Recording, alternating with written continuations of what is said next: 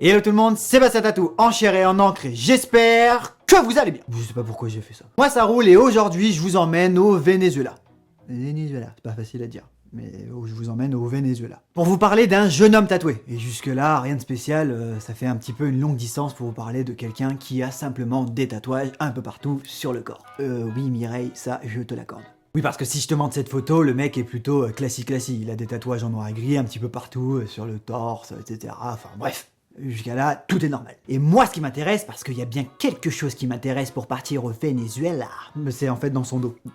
In your back, dans ton dos. Car oui, dans son dos, il y a quelque chose d'assez particulier qui tourne autour du monde sportif. Du basket, pour être précis. Mais avant de vous montrer ça, je préfère aller crescendo, donc revenons en France avec un Alsacien de 21 ans. Et tout cela se passe à la période de la Coupe du Monde. Bref, on s'en fiche parce que là où je veux vous emmener, c'est que cet Alsacien de 21 ans s'est dit que si on gagnait la finale contre la Croatie, il se ferait le portrait de N'Golo Kanté sur le corps. Après, dans le monde du tatouage, se faire quelqu'un de connu, un artiste chanteur, un sportif, enfin, quelle que soit la célébrité, ça arrive très souvent d'avoir des portraits sur le corps. Ça... jusqu'à là, rien de spécial. Mais bref, ce jeune Alsacien s'est donc fait le portrait de N'Golo Kanté puisqu'on a gagné la finale de la Coupe du Monde et je te montre ça juste ici.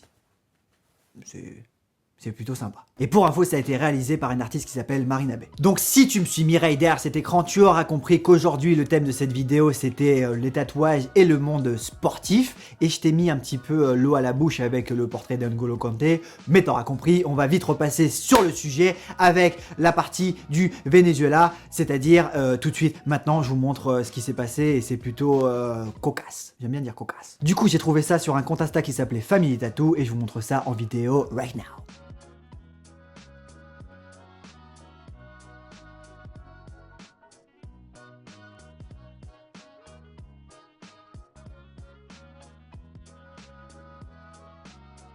Alors déjà, que dire sur ce tatouage si ce n'est que j'ai découvert ça la semaine dernière. Et du coup, je vous l'ai partagé, mais c'est vrai que c'est plutôt particulier, on va pas se le cacher. Alors oui, c'est plutôt bien réalisé, il y a les ombres, il y a le numéro 23 de Michael Jordan, il y a la petite signature qui va bien avec, bref, c'est plutôt bien réalisé. Je peux rajouter que l'effet visuel est vraiment cool, si tu vois ça de loin, c'est vraiment épatant. Après, le petit défaut, c'est que en fait, le mec, il a que ça dans le dos, et quand il se retourne, il a plein de tatous devant. Bon, après, il faut vraiment y aller pour faire l'avant et l'arrière.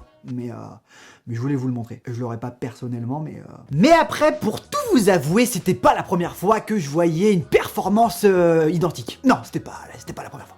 C'est là que je veux en venir. Écoute bien. J'ai vu, il y a quelques temps, un mec se faire tatouer intégralement le maillot de son club fétiche, le Flamengo. Et Flamengo, si t'arrives pas à le situer, c'est au Brésil. Tout Brasil. Bref, ça, pour le coup, c'est un délire. Ah oui, je te l'ai pas encore montré. C'est un délire. Un vrai délire. Du nom de José Mauricio dos Anjos, 33 ans, c'est un délire. Je l'ai déjà dit, mais c'est un délire. Non? C'est quand même un délire. Alors pour la petite histoire, le mec s'est dit que sur la saison 2016-2017 ou 2015-2016, enfin bref, sur une des saisons récentes, il voulait pas acheter le maillot, il s'est dit que cette année, il allait se faire intégralement le maillot en tatou. Rien que ça. Allant jusqu'à se faire le numéro 10 dans le dos. Je ne sais même pas qui est le numéro 10 de Flamengo, mais bon, c'est le numéro 10. Et il cite, du verbe citer. J'ai toujours voulu avoir un tatouage de Flamengo depuis tout petit. Le logo du club, à la limite, ça allait déjà, non? Et toi, derrière ton écran, tu te dis déjà, que c'est complètement fou, mais surtout, tu te dis que ça doit coûter bonbon, non? Ah bah lui aussi, parce qu'en fait, il avait un budget de 190 €. En brésilien, je ne sais pas comment c'est, mais en tout cas, il avait que 190 €. Donc il pouvait pas tout se faire.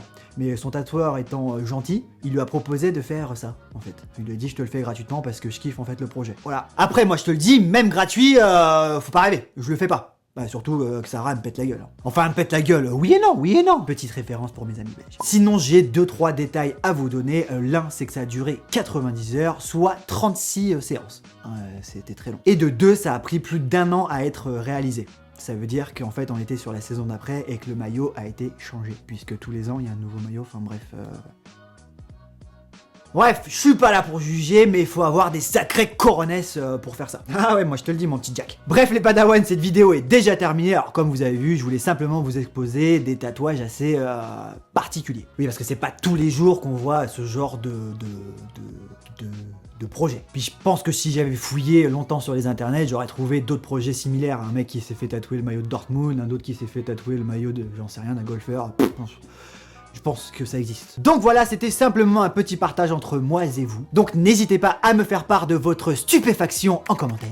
Comme d'habitude, je veux voir un maximum de Padawan mettre un gros pouce tatoué. Bref, il est grand temps pour moi de partir, peut-être définitivement avec l'article 13. C'était Bastien Tatou, pour vous servir.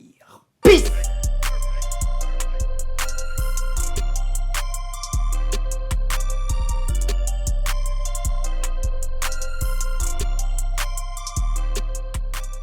Et ajoutez-moi sur Instagram parce que dans une demi-heure, je vous fais gagner ce mug. Oui, il faudra simplement m'ajouter si c'est pas déjà fait. Et si c'est déjà fait, il faudra simplement mettre un petit commentaire sous le post. Et choisis quelqu'un et je lui fais gagner ce mug.